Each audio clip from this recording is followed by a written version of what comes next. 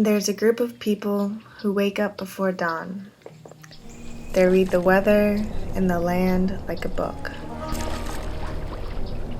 For months, they prepare.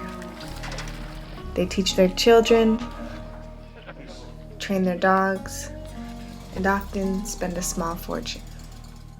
All of this to quietly watch the earth come to life and hopefully shoot a duck. There's so much more to it than the actual shooting of the birds. You're noticing how the marsh wakes up, how it breathes, how the earth breathes. There's nothing quite like it. Being out here during the sunrise, every time it's just breathtaking. Just watching a group of birds fall into a hole and hearing the wings when they come over your head, it's like nothing else. I like going out in the P-Rog, all the wildlife, just a beautiful, tranquil place to be. Touched my heart so much. And duck hunting, shooting the duck is a plus, but the environment is the passion. I do it because it's been like instilled in us forever. I mean, my dad did it, my grandfather did it, my great-grandfather did it. But we still do it because we enjoy eating them, we enjoy cooking them. I enjoy watching my dog work. Oh, here comes that group by the camp. Here they come. Here they come right here. We're shooting birds that were in North Dakota yesterday, and they just fly so far, so fast, and get here. And all it takes is like preparation, preparing the habitat for them, and then overnight, you can go from having nothing to having thousands of birds in the air, all because of hard work.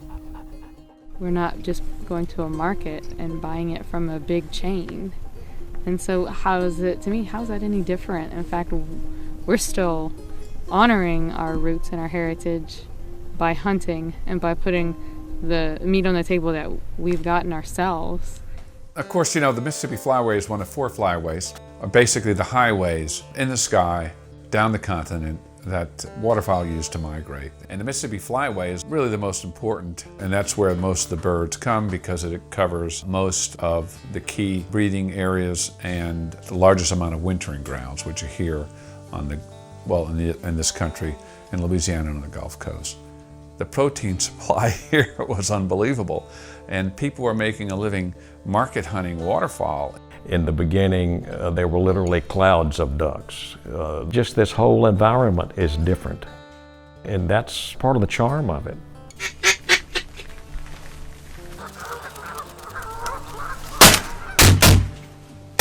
Hunters have always been willing to contribute their resources, their money, their political activism to conservation issues. The founders of the environmental movement in this country were all hunters and fishermen.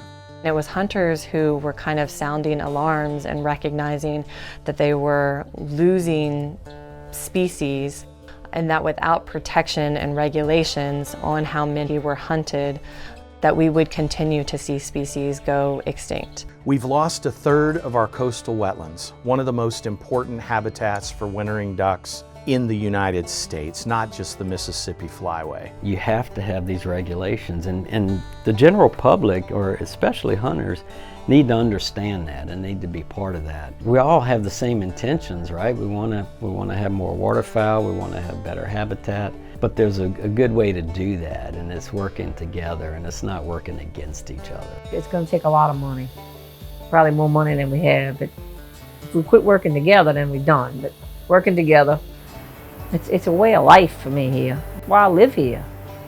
It's like a family. Maybe you don't like hunting.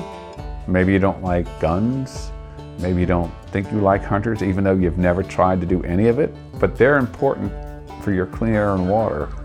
And once they're gone, you'll have less of it.